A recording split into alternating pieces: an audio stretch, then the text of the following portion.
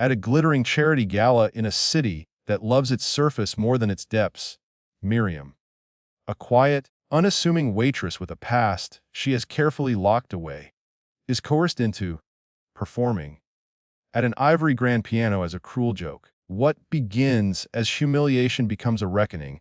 When her hands touch the keys, a buried life pours out in music so honest and fierce that it halts the room, unmasking the guests' vanity and stirring the forgotten longings of those who listen. The story follows Miriam's transformation from object to agent, explores themes of shame, resilience, and the quiet currency of talent, and shows how an act of art can rewrite a person's destiny and return dignity to the vulnerable. Tone is cinematic and lyrical, grounded by vivid sensory detail and intimate character work. The grand piano sat like an island in the middle of the room. Lacquered black, a crescent moon of polished wood, an open lid reflecting chandeliers, the room's champagne bubbles, and the varnished smiles of the wealthy. Around it, people clustered in their silk and cufflinks, gold watches catching the chandelier light and throwing it back as though that light could be bought. The gala had been organized to celebrate a foundation's commitment to culture. It was an evening of speeches that contained the word philanthropist more than any actual generosity. An evening of canapes so tiny they seemed to apologize for their existence, and of laughter wound thin as ribbon. Miriam moved through that glitter on practiced feet, balancing a tray of flutes. Her uniform, a modest black dress with a simple neckline, did not absorb the room so much as it let the room wash over it. Reflections of other people's brightness passing across her like weather. She walked the line between invisibility and presence by 1,000 small behaviors learned over years. Keep your head down when they look at you like a curiosity. Raise your eyes only to accept a tip. Say, of course, with exact cadence. Vanish when a spill becomes a drama. She had arrived hours earlier with a delivery of linens tucked into the trunk of a sedan that smelled of old lemon, scented soap, and rain. The gala organizer had hired her through an agency that placed temporary staff in wealthy households and event halls. The agency listed her as Miriam Khan, 34, part-time server, references available upon request. At breakfast on the day she left the apartment, she had taken the tiny red pillbox from the kitchen drawer, a habit to steady the tremor of hands long and used to being counted among the elegant, and had practiced smiling in the mirror until the muscles remembered something like ease. She had no business being here, not really. The ledger in her head that kept accounts of what belonged to whom and what was owed had a line that read piano lessons. Ceased. Her fingers had been taught to read music in a life that smelled of boiled cabbage and second-hand clothes. Years ago, when a community center's battered upright and a volunteer teacher had cracked open a world she had not known could exist for her. She had played the scales until her fingertips bloomed calluses. 3 things had happened after that. She had fallen in love with someone who promised a future that involved not recitals but mortgages. She had married him. And, after the baby and the betrayal and the slow vanishing of the man who had promised, she had set the piano lid down and walked away from the music as if stepping out of a room that belonged to childhood. The ledger explained itself in shorthand: survival, immediate, art, deferred. Tonight, the music was a prop. That was what everyone assumed. The gala's entertainment was a string quartet on paper. But the MC, a man with a voice suited to charity, decided the event needed a touch of authenticity. He scanned the crowd, his eyes snagging on a necessary target. Someone small, unthreatening, who could be made the night's harmless spectacle to warm the room. Someone who would be laughed at, and the laughter would be gentle, like wind through banknotes. The MC's gaze landed on Miriam. "You there?" he called, with the practiced cheer of a game show host. "Come! We're spontaneous tonight. Let's have one of our guests show us the music of the people." A ripple of knowing chuckles circled the room, perfectly timed to the rise of a camera flash. Someone near the MC leaned in, whispering like a conspirator. The men, who had come in pairs to make deals, nudged their wives, liking the joke. The vintage watch face of the evening glittered with anticipation. Miriam felt something in her stomach tighten, a low coil of awareness that something small and cruel was about to be done in her name for the room's amusement. Please. The MC coaxed, hands outstretched. Piano. Anyone. It's for charity. The brave soul who plays will give a donation in their name. He spread his palms, theater, calibrated to look earnest. The woman next to him, a blonde with lipstick the color of crushed cherries, fixed Miriam with an expression that meant participate. It will be funny. She was the one who had whispered. Her husband grinned, two perfect teeth above a drink. Their laughter tasted like another currency. Miriam considered a dozen simple refusals. There were polite ways to say no. She could bow her head and hand the tray to a colleague, excuse herself with the agency's policy, with the sudden need to check an oven that did not belong to her. She had practiced these exits, as one practices an escape route. But when the MC's gaze settled into her, not unkind so much as invasive, something inside her, brittle and old as a ledger, obeyed a different impulse. It answered out of memory. I used to play, she heard herself say, the voice small and neutral, which meant it would be read as whimsical, a long time ago. Wonderful. The MC's face brightened into the public smile that said he was the fulcrum of joy. Come, then, play for us. Make us weep for the arts. They led her to the piano as if she were a found thing. The blonde's hand lingered on the small of Miriam's back, the touch light and ownership tinged. Laughter grazed her as a breezed as a window. Someone lowered a camera. Someone else told a waiter, make sure she doesn't start with chopsticks. Please, spare us chopsticks. Miriam sat. The bench creaked as if surprised at its burden. Up close, the piano looked like a living thing. The keys were not merely ivory, but lives of their own, some worn at the ends by the previous love of fingers that had pressed them. The lacquer reflected her face in a way that made her seem doubled. People leaned forward. The single human tendency to lean towards spectacle. She thought of the old upright at the community center, of afternoons after school, the humid air scented with sandwich crumbs, and the smell of chalk on teachers' hands. She thought of the volunteer who had never scolded her for mistakes, who had smiled and said, again. As if time were elastic. The memory warmed in her like a pocket of heat. For a moment, she allowed herself a private pleasure, the idea that she could let a few notes out into the room, and then bow, the act contained, the absurdity endured. Her hands hovered above the keys. The room inhaled. The MC leaned down to be clever. Play something short? Surprise us. Surprise had a dozen faces. She placed her fingers on middle C. The sound came like a small bell that had been waiting. She expected the usual, a smattering of polite clapping and some sotto voce commentary, like the noise of an audience for a minor celebrity. Then, the memory took. Not a conscious recollection of scales and fingerings, but a thread that tugged at the muscles themselves. Her digits remembered the language of intervals, the tendons in her wrists read the score that no eye could see. She did not think of chopsticks or social expectation.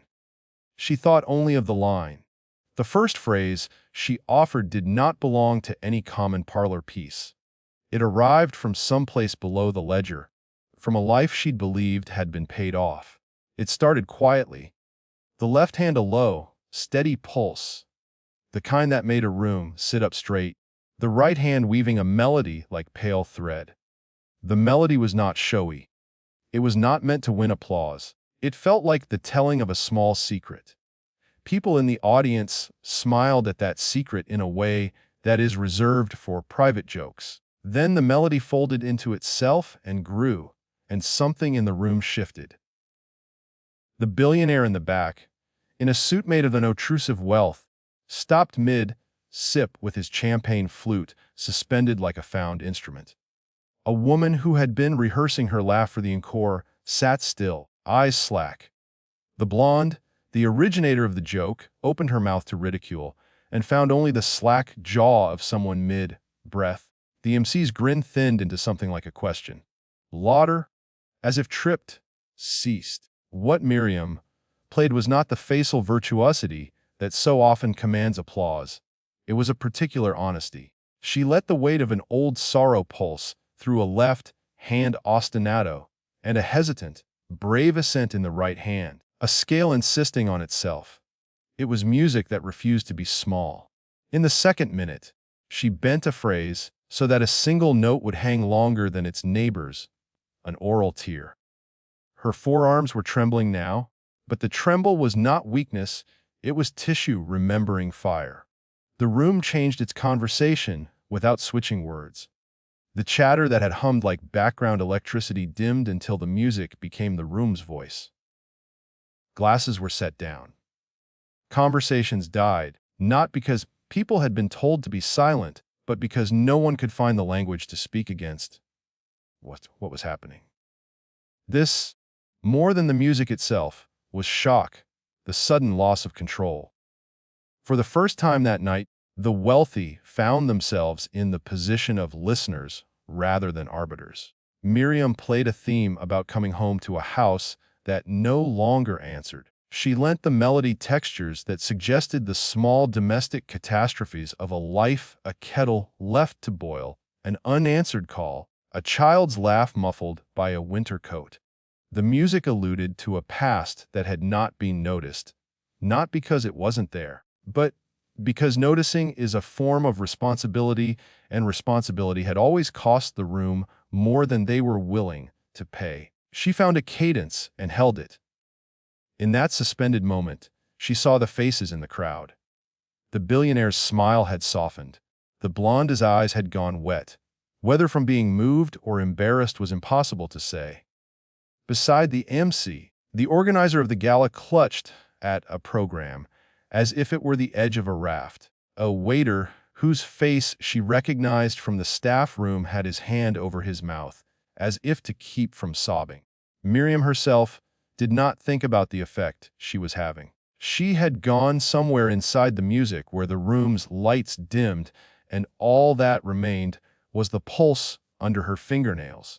Her knees were showing under the bench sometimes, tapping the rhythm like a feet keeper in a long march. Her breath found its place between phrases, and in those spaces she could smell the undernotes of the evening, the lemon polish of the tables, the perfume that tried to mask the emptiness of certain smiles. She played as if telling someone the truth, who would not otherwise hear it. It was not only sorrow, the music had arms. It lifted. It curved into a major chord that felt like sunlight bargaining with the room. For a moment, there was hope in the sound, but the hope was honest and wary. When the melody reached a place where the left hand would demand a modulation, Miriam obliged, and the music soared. The silence around her became a single, held breath. The MC's eyes glistened. The chandelier, as if moved by empathy, reflected 1,000 tiny stars. Then, at the apex, she did something she had not planned. She took the melody back down and, instead of ending with a flourish, let it dissolve into simple, repeated notes. They were quieter, smaller, but each was deliberate, like a footstep in wet sand. It was an ending that smelled of the same boiled cabbage and second-hand clothes as the beginning, a humble closing. When she lifted her hands, the room did not immediately break. The first sound was not applause, but a kind of stunned, slow exhalation. It moved through the crowd like a tide receding. Then a woman in the front row, older, with hands like little maps of labor, wept. Tears slid down her cheeks with the impetus of relief. Her sob was not private, it was permission for others to feel. And it unlocked something. A rustle, a breath, a hand that had been steady on a champagne glass now trembled. A man next to the blonde stood and, with a sudden impetuousness, clapped. At once, applause broke like a wave, hesitant at first, then gathering. For the first time in her life, Miriam felt the warmth of an audience that had not bought its way in. The applause was sincere and messy. People were clapping with the fingertips rather than the full hand, like they were testing the reality of what they had just heard. The MC, who had expected mockery, now looked both chastened and electric. His laugh, previously a practiced thing, had become a small, admiring sound. A few people rose and approached the piano. The billionaire reached the bench and placed a hand on the lacquer as if to steady himself. That was. He began, and then paused, not sure of the grammar for what had happened to him. Remarkable, he finished, which was a true word and also a currency. You, he said, turning to Miriam with intensity that skipped past polite curiosity and landed in something like hunger. Do you have? He gestured, mouth forming a question mark. Lessons, she supplied without moving her hands. The past used the present tense like a door left ajar. He blinked. With whom? The volunteer from the community center. Old Mr. Levin, who had once taught piano to children and now lived in an apartment full of thick bookshelves and music scores, yellowed at the edges, had been in the audience, a ghost among the living. He pushed his way forward on careful feet and stood beside Miriam with a crooked smile. She studied with me, he said simply. More than most, too. They asked her many things at once. What had she been doing all these years? Whether she would perform professionally, whether she would take a commission, whether the foundation could fund a concert series with her. The room suddenly smelled of opportunity like a market. Contracts and offers fluttered like moths against the chandelier. Miriam answered each with a reserved, almost shy honesty. Her voice had the steady cadence of someone who had been practiced at giving people only what they asked for. I don't want to be a show, she said, when the billionaire suggested a tour. I want to teach. I want to help people play who thought they couldn't.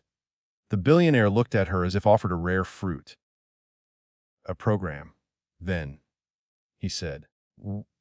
What can fund a community initiative? We can. It seemed as if the room had been made to pay attention long enough to be remixed. The gala's organizer, who had orchestrated the whole stunt, came forward with the ambassadorial smile of someone whose life was measured in press releases.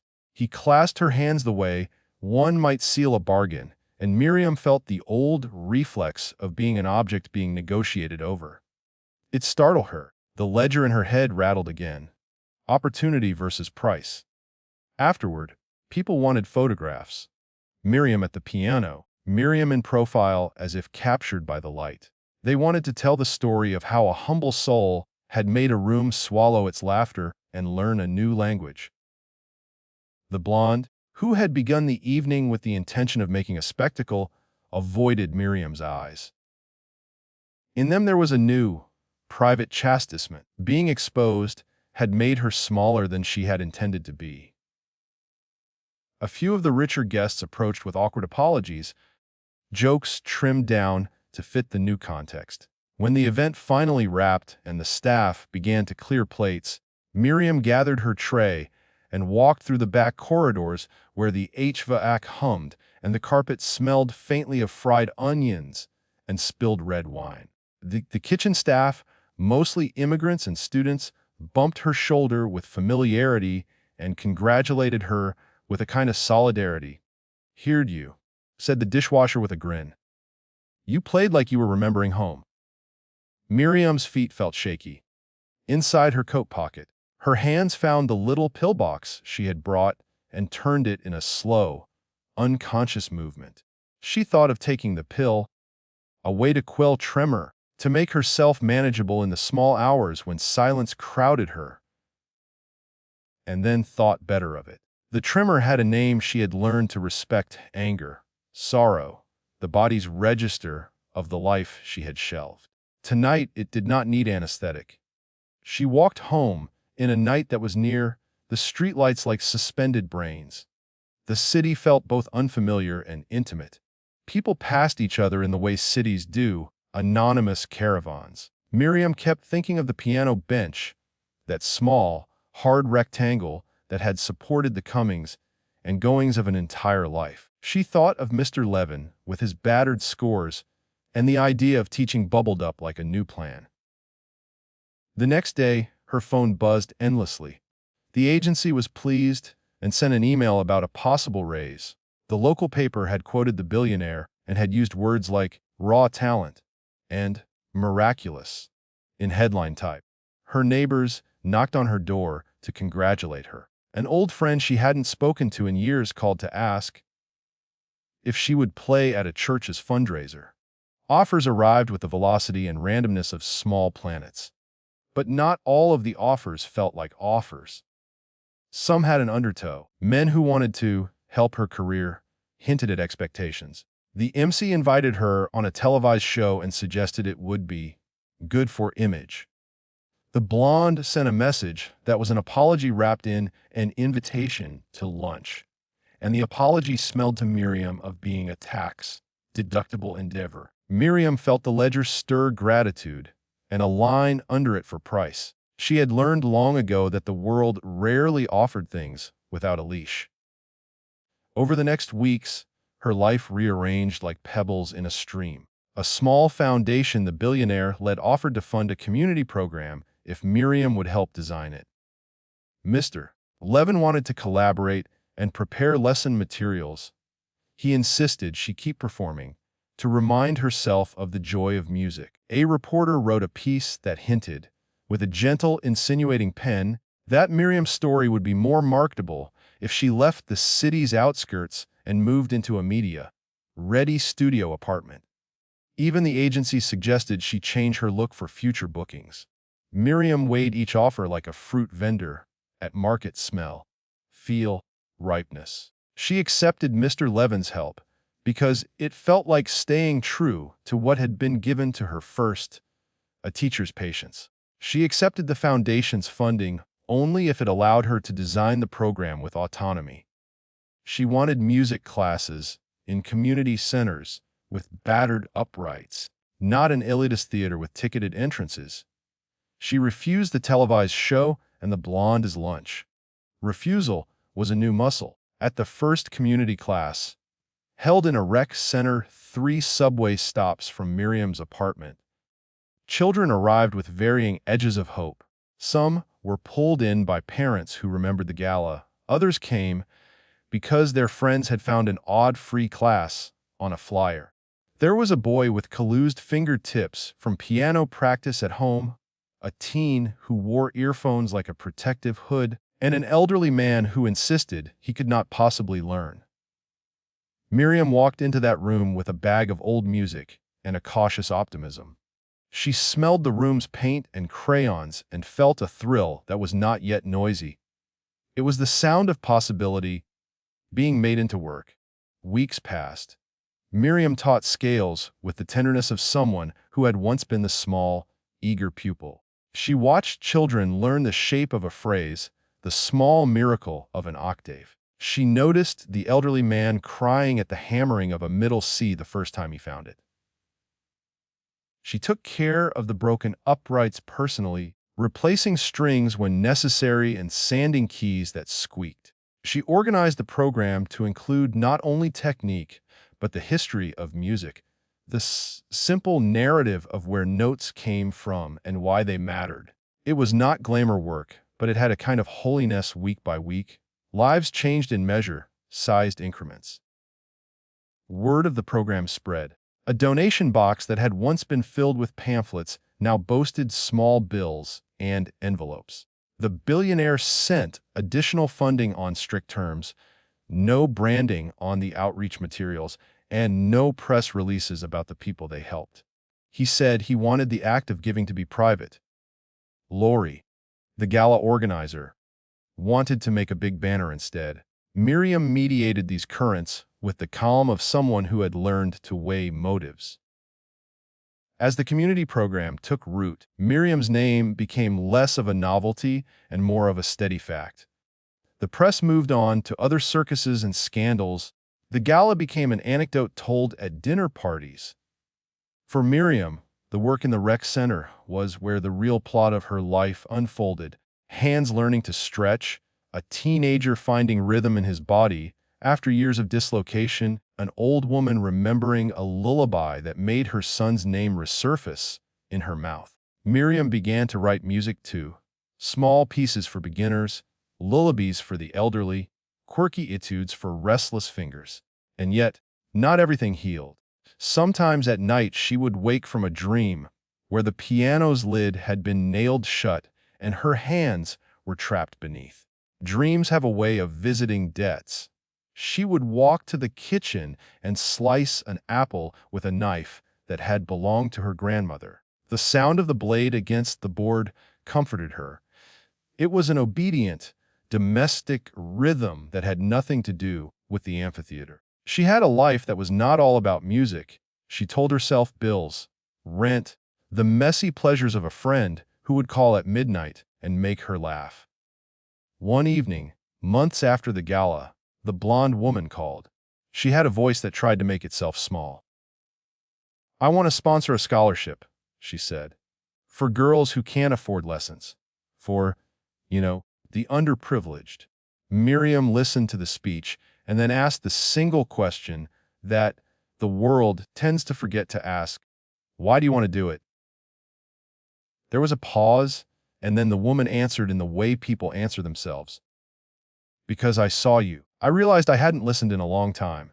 It made me uncomfortable. I wanted to fix it." "Fix how?" Miriam asked. "By giving something. By doing the right thing." The blonde's voice tried to sound church-like. Miriam thought of the ledger. She thought of the ways apologies arrived wrapped in donations, which then became stories about the donor. She thought of Mr. Levin's battered scores. "If you're serious," she said at last, "the money should come without a photo op. The scholarship should cover instruments and consistent lessons for 3 years, and you'll have to sit in on one class without cameras." There was another pause. The woman swallowed. "Yes," she said slowly. "Yes, I'll do that." A year later, the blonde arrived at the rec center and sat in the back without calling attention to herself. She watched as children learned the geography of the keyboard. She watched a girl who had been shy sing along softly to the scales. The woman would say afterward that sitting there in the class had been like taking off sunglasses and seeing color for the first time. In a long while, she wrote Miriam a check with no fanfare.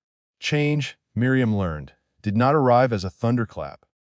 It came in small increments, in children who no longer feared mistakes because they had permission to be clumsy. It came in the elderly man who, with a thin smile, played a hymn at a recital because his daughter had told him he could. It came in Mr. Levin's laughter when he discovered a melody he had forgotten he loved. The gala remained in the ledger, but its lines shifted. What had been intended as ridicule had been turned by one unplanned moment into a lever.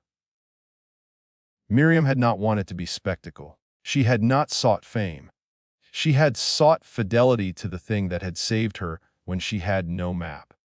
The music she'd played at the gala had been less about proving any one thing to the crowd and more about returning a language to herself. She had not sought to silence anyone. Silence had arrived of its own accord, as audiences do when confronted by something beyond their script. Years later, someone would write a small biography about the community program's beginnings and mention, almost in passing, the night when Miriam had been coaxed to the piano. The writer, with a novelist's appetite for origin myth, would set that night as the fulcrum. Miriam herself would tell the story differently each time she was asked once as a cautionary tale about the cruelty of spectacle, once as a miracle, once as a reminder that a person's currency is their tenderness. All would be true and none would be complete. In the end, the ledger found a new balance. Miriam's life contained music and groceries and the awkwardness of being photographed sometimes. It had children who learned to play and an old man who composed a simple piece for the end of his days. It had the blonde, who would call sometimes, now not to apologize but to ask how to read a bar of music. It had Mr. Levin, who died with a smile and a final lesson left in his desk drawer. It had, above all, the knowledge that the piano had not belonged to the gala or the billionaire or the MC. It had been, all along, a thing that waited. On an ordinary weekday, when the rec center smelled of varnish and toddler glue, Miriam sat at an upright with two students on either side. Their hands were small and nervous. She placed one carefully on a scale and guided the other through a syncopated rhythm that made the children laugh. The music rose and fell, tender and secure.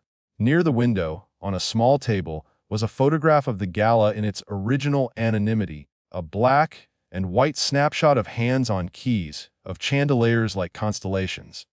Miriam had kept it not as fame but as a talisman, a reminder of the night when being forced into a joke had become the opening of a life. She thought of silence and how, at that gala, silence had not been an absence but a presence, the presence of people unaccustomed to being quiet and then finding themselves. She thought of how laughter, when it is at someone else's expense, is brittle, how music is stubborn and delicate both. A child missed a note. Miriam smiled, the kind of smile that says, it's all right to make a mistake. She tapped the tempo and they tried again. The sound that came from the upright was not the house's polished sheen, but a living, provisional thing. Outside, the city muttered in its indifferent language. Inside, in a modest room, the piano's voice held, not to silence anyone by force, but to ask them to listen.